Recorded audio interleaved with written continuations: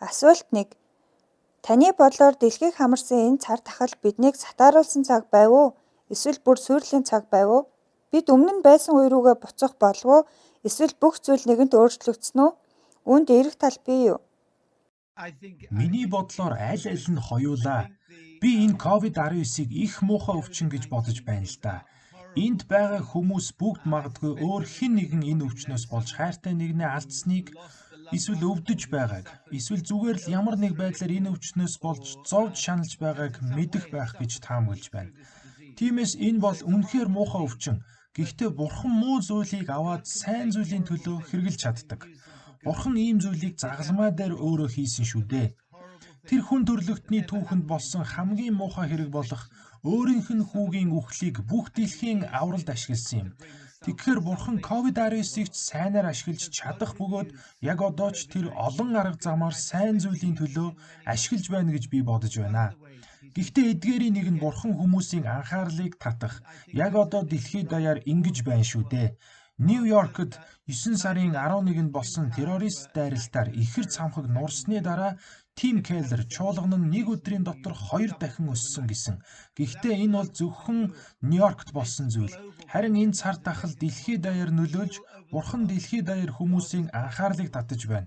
Тиймээс би өөрийн чуулгануудаа энэ цаг үе бол чуулгануудын хувьд ухрах, зогсох, саатах цаг биш. Харин Бурханы хаанчлал улам урагшлах, давших цаг үе юм гэж хэлсээр байгаа. Асуулт 2. Чуулганы манлайлагчид пасторуудын хувьд бид урагш давшихын тулд хэрхэн энэхүү боломжийг ашиглах вэ? Энэ бол хүмүүсийг урьж Есүсийн тухай сайн мэдээг сонсгох гайхалтай боломж. Манай чуулган энэ улиралд их том айлфа хийдэг. Дунджаар 500-аад хүн, 500-аад шин зочидтой хийдэг гэсэн үг.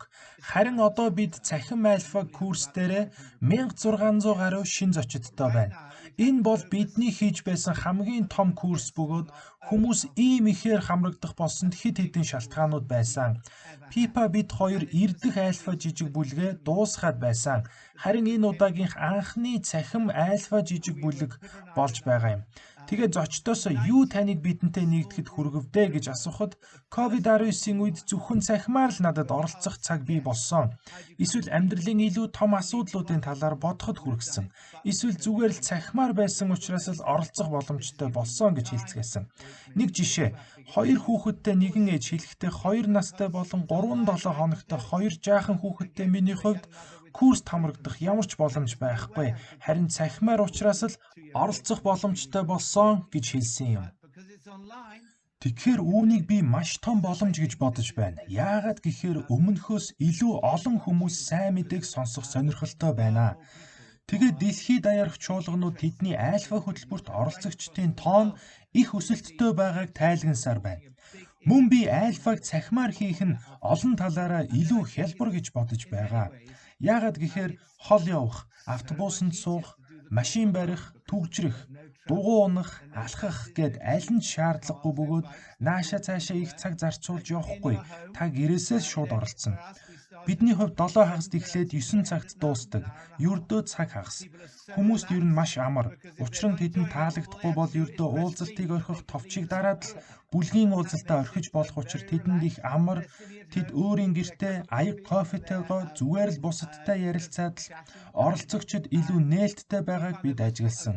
Үр дүнд нь 2 дахь 7 хоног энгийн альфагийн 7 дахь 7 хоногийн уулзалт шиг болж ирсэн. Мөн маш өндөр эрсдэлтэй байгаа. Бид багийн гишүүдийг оролцуулаад нийт 16 хүнээс ердөө 1 хүнийг л алдсан. Тэгээд үлдсэн бүх хүмүүсээс амралтын альфад 100% эрсдэлтэйгээр оролцсон. Бүлэгт маань нэг итгэгч эмэгтэй байсан. Түүний хувьд үнэхээр сайхан цаг байсан. Мөн 2 муслим хүмүүс байсан ба нэг нь үнэхээр хүчтэйгээр Есүстэй уулзсан. Ер нь хоёулаа тэгсэн. Гэхдээ нэг нь Христэд итгэсэн. Бусад бүх хүмүүс Есүстэй уулзаж Христэд итгэсэн. Амралтын өдрийн альфа гайхалтай байсан. Миний буруу байсныг баталсан үйл явдал амьдралд минь олон удаа тохиолдож байлаа. Миний буруу байсныг хангалттай олон удаа батлахаар би хангалттай хөгшин бас удаан амьдарч байна шүү дээ. Энэ удаагийн тохиолдолч бас миний буруу байсныг дахин баталж нотоллоо. Би үнэхээр альфаг цахимаар хийгдэн гэдэгт тэр байтугай амралтын өдрийн сургалт бүрч үр дүнтэй хийгдэн гэдэгтээ огт санал нийлээгүй юм. Гэтэл маш сайнаар хийгдэж байна. Ариун сүнс зүүмээс болж бодлохгүй. Бид ариун сүнсээ ирээч гэж залбирх үед ариун сүнс бидний дунд маш хүчтэйгээр ирсэн. Бид 10 цагаас 12 цаг 30 минутын хооронд хийсэн.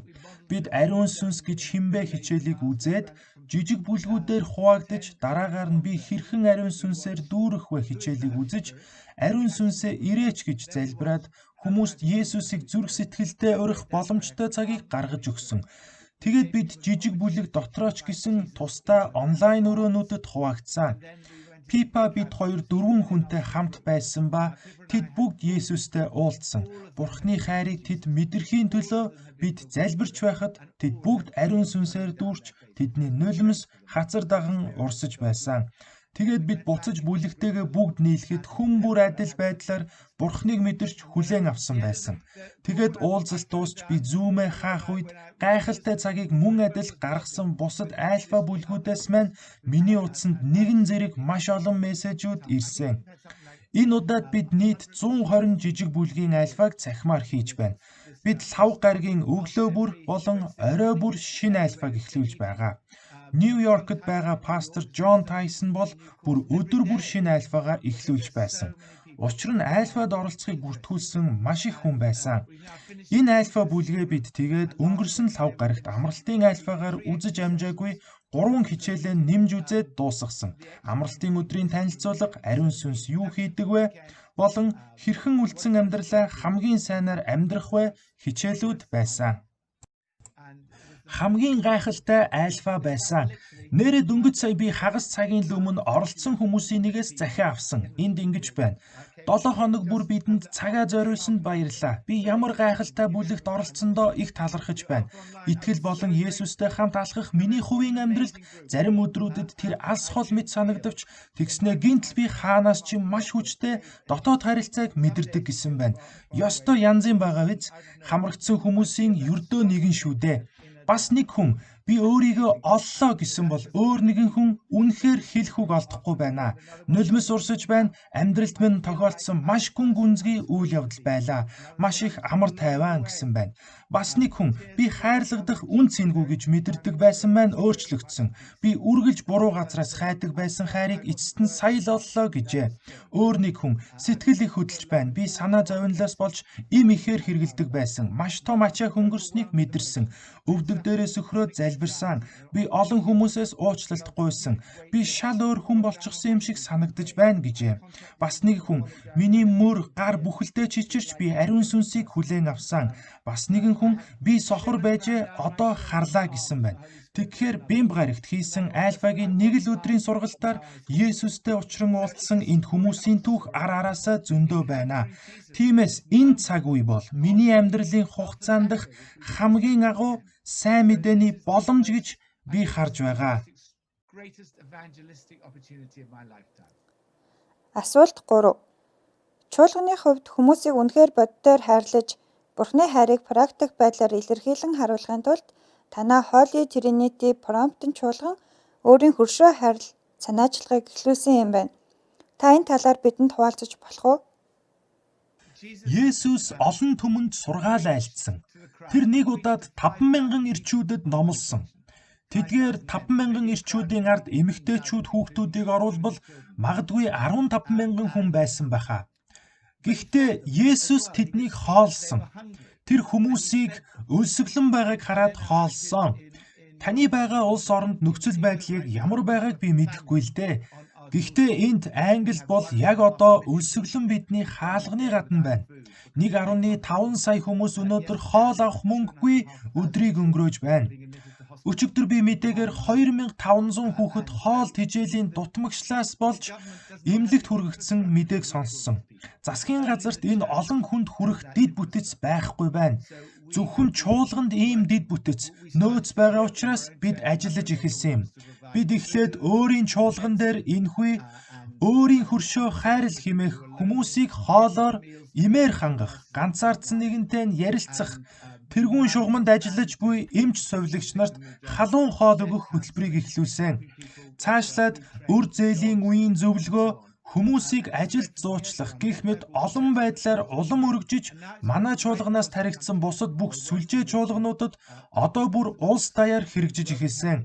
Бид Коптик Ортодокс, Ромын католик чуулган, Пентекост чуулганууд, Vineyard Baptist Union гэх олон чуулгануудтай хамтран улс их оронд маань хоол хүнсний нэн хэрэгцээтэй бүх хүнд хоолоор хангахын тулд хамтдаа ажиллаж байгаа. Бидний тарьсан чуулгануудын нэг хөгжлийн бэрхшээлтэй 49 настай эрэгтэйг жижиг цайны ууднуудыг сорж байхад олсон байсан. Учир нь тэр үнэхээр хоолгүй цөхөрсөн байж. Авралын армийнхан Шотландд 94 настай эмэгтэй 5 өдөр юу ч идээгүй байсныг мөн олсон. Тэгэхээр чуулган ялангуяа цар тахлын үед тэргүүн игнэнд зогсох ёстой асар их хэрэгцээ байна. Надад энд Христ итгэлийн сэргэлт нэртэй Родни Старкийн бичсэн ном байна. Родни бол Вашингтоны их сургуулийн нийгэм судлал болон шашин судлалын профессор юм а. Хэрхэн нэр алдаргүй өчүүхэн Есүсийн хөдөлгөөн хэдхэн зууны дотор барууны ертөнцийн голлох итгэл бишрэл болсон бэ гэсэн дэд сэдвтэй. 4-р бүлэг нь цар тахлын талаар гардаг. Манай эзний 165 болон 251 онуудад Ромын эзэнт гүрэн даяар цар тахал гарч тухайн цаг үед чуулган тоогоор огцсон өссөн байна. Яагаад? Учир нь шашингүй үзэлтэй хүмүүс зүхтан гүйсэн бол чуулган хүмүүсийн хэрэгцээний өмнөөс гүйжээ. Тийм учраас чуулган хэрэгцээний өөдөөс гүйж өлсгөлэн хүмүүсийг хооллох ёстой гэж би боддог. Гэхдээ мөн сүнслэг хэрэгцээний төлөө гүйж тэнд байгаа асар их сүнслэг өлсгөлөнг хооллох хэрэгтэй. Альфа болон гэрлэлтийн курс. Манай HTB чуулган дээр дунджаар 80-аас 100 хосууд оролцдог. Гэтэл бид зөвхөн өөрсдийн курстэй гэрлэлтийн болон гэрлэлтийн өмнөх курсүүдэд энэ удаа 20,000 гаруй хүмүүстэй байна. Энэ 20,000-д би бас орж байгаа. Бид гэрлэлтийн курсыг хийсэн. Уг нь бид хийх боломжгүй байсан юм. Яагаад гэхээр 7 даваа гараг тасралтгүй хийдэг. Бидэнд ихэвчлэн 7 тасралтгүй даваа гараг гаргахад хэцүү байдаг л да. Гэхдээ онлайн байсан учраас хийж чадсан юм. Маш гайхалтай байсан.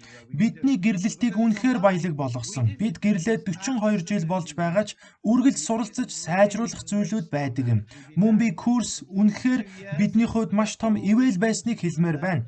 Гайхалтай ярианууд өрнөж, олон хөгжилтэй цагууд гэдэл энэ маш сайхан бүтээгдсэн курс болсныг дашрам дурдмаар байна. Би тэдэнд дахин оролцмоор байна гэхэд тэд тэгвэл яагаад гэрлэлтийн өмнөх курст нэг оролцож болохгүй гэж хэлсэн. Тэгээд би одоо гэрлэлтийн өмнөх курст оролцож байгаа. Гэхдээ энэ их сонирхолтой. Яагаад гэхээр хідэн хүүхэдтэй болохыг хүсэж байна гэх мэт асуулт байдаг нь бидний хувьд арай оройтсон байгаа л да. Асуулт 4. Амьдрал хэвийн байдалтай эргээд ойрох үед үйлчлэлийн талбарууд дээр таны хувьд дахин хийхгүй эсвэл өргөжлүүлэн хийсээр байх зүйлс юу вэ? Цар тахлын дараах чуулганыг та хэрхэн төсөөлж байна? Миний хувьд мэдэхгүй маш олон зүйл мэдээж байгаа. Гэхдээ мэдэж буй ганц зүйл гэвэл бид цахим чуулганы үйлчлэлээ үргэлжлүүлэн хийсээр байх болно. Мөн цахим альфагч хийсээр байх болно гэдэгтээ итгэлтэй байна.